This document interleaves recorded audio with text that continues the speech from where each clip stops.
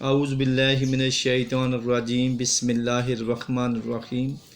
Grade 8 math D3 exercise 3F question number 3 students आज हम discuss करेंगे। स्टूडेंट्स ने पूछा था कि क्वेश्चन नंबर 3 का बी पार्ट करवा दें, तो मैं इस वीडियोस के अंदर क्वेश्चन नंबर 3 का बी और डी दो पार्ट्स आपको करवा रहा हूँ ताकि आपने इस क्वेश्चन की अच्छे तरीके से प्रैक्टिस कर लेनी। इसके अलावा भी किसी बच्चे को कोई प्रॉब्लम्स हो तो वो कमेंट्स में मैसेज करके अपनी प्रॉब्लम सॉल्व करवा सकता है। वो स्टूडेंट जिन्होंने अभी तक चैनल को सब्सक्राइब नहीं किया या बेल आइकन पे क्लिक करें और चैनल को सब्सक्राइब करें, और किसी भी तरह की कोई प्रॉब्लम हो तो आप कमेंट्स में पूछ सकते हैं। Factorise the expression completely. Student जैसा कि आप लोग जानते हैं कि फैक्टराइज का मतलब होता है प्रोडक्ट फॉर्म में आंसर देना। आप जब भी किसी क्वेश्चन में फैक्टराइज का वर्ड आएगा तो आप देखेंगे कि उसका जो आंसर आएगा वो प्रोडक्ट फॉर्म में आएगा। दी एक्सप्रेशन डिफरेंट टर्म्स के बिटवीन अगर प्लस माइनस मल्टीप्लाई डिवाइड का साइन आ जाए तो उसे हम एक्सप्रेशन कहते हैं, और इसमें equal, less than, greater than, less than, equal, greater than, equal के सिंबल यूज़ नहीं होते। कहते हैं उस एक्सप्रेशन को आपने कम्प्लीटली फैक्टराइज करना है।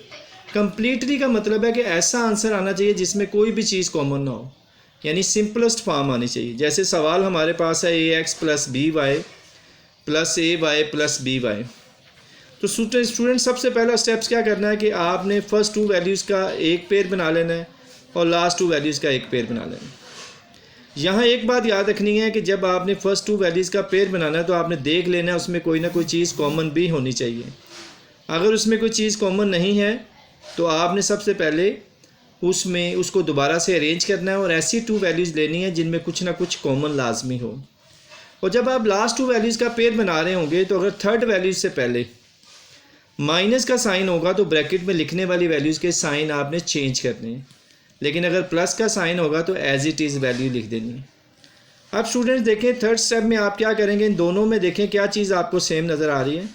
तो आपने देखा तो यहाँ पे आपको x सेम नज़र आ रहा है, आपने x कॉमन ले लिया तो आपके पास क्या बच गया, a + b। इसी तरीके से लास्ट पेयर्स में देखें तो आपको y सेम नज़र आ रहा है, तो आप यहाँ से y कॉमन ले लेंगे तो बाकी क्या बचेगा, a + b। अगर स्टूडेंट्स ब्रैकेट्स में बचने वाली वैल्यूज सेम हो तो इसका मतलब है कि आप क्वेश्चन ठीक कर रहे हैं और आपके पेयर भी ठीक बने हुए हैं, और अगर ये सेम ना हो तो समझ जाएं आपसे कहीं मिस्टेक हो रही है। अब स्टूडेंट्स आप देखें तो इसमें a + b मौजूद है, इस टर्म में भी a + b मौजूद है। इसका मतलब a + b कॉमन ले लेंगे तो बाकी क्या बच जाएगा, x + y। तो ये था स्टूडेंट क्वेश्चन नंबर 3 का b पार्ट्स। अब मैं आपको d पार्ट करवाता हूँ। स्टूडेंट्स यहाँ देखें x² - 3x + 2xy - 6y। तो यहाँ भी हम फर्स्ट टू वैल्यूज़ का एक पेयर बना लेंगे। देखें यहाँ पे x कॉमन है, और इसी तरीके से लास्ट टू वैल्यूज़ का पेयर बना लेंगे। यहाँ भी देखें 2 और 6 2 के टेबल में आ रहा है और y भी दोनों टर्म्स में मौजूद है। तो यहाँ से हम लोग तीसरे स्टेप में x कॉमन ले लेंगे। x² मीन 2x है, हमने एक x कॉमन ले लिया तो एक x बच गया, माइनस यहाँ पे x कॉमन ले लेंगे तो क्या बच जाएगा, 3। इसी तरह प्लस 2 और 6 2 के टेबल में आता है तो 2 कॉमन आ गया, और y इस टर्म में भी मौजूद है और इस टर्म में भी मौजूद है, इसका मतलब y भी कॉमन आ गया।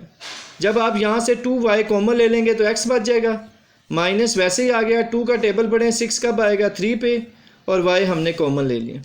तो आपने देखा स्टूडेंट्स के ब्रैकेट में बचने वाली वैल्यूज़ एक जैसी हैं। अब हम लोग क्या करेंगे, इनमें जो एक जैसी वैल्यूज़ हैं उन्हें कॉमन ले लेंगे, यानी x - 3 कॉमन आ जाएगा, तो बाकी हमारे पास क्या बच गया, x + 2y। तो इस तरह आपने देखा कि इस क्वेश्चन का आंसर भी प्रोडक्ट फॉर्म में आया है और इस क्वेश्चन का आंसर भी प्रोडक्ट फॉर्म में आया। तो फैक्टराइज का मतलब ही प्रोडक्ट फॉर्म में आंसर है, ठीक है। और स्टूडेंट्स हमने इस एक्सप्रेशन को कम्प्लीटली फैक्टराइज कर लिया। अब देखें इन टर्म्स में से किसी भी टर्म में कोई चीज़ कॉमन नहीं है, और यहाँ भी देखें तो आपको इन टर्म्स में कोई चीज़ कॉमन नज़र नहीं आ रही है। x - 3 में भी कुछ कॉमन नहीं है, x + 2y में भी कुछ कॉमन नहीं है। इसी तरीके से स्टूडेंट्स हम लोग इंशाल्लाह नेक्स्ट वीडियो में मुलाकात होगी। आप चैनल को सब्सक्राइब करें और बेल आइकन पे क्लिक करें, और ताकि हर आने वाली वीडियोज़ आपको मिल सके। अल्लाह हाफिज़, अस्सलाम वालेकुम।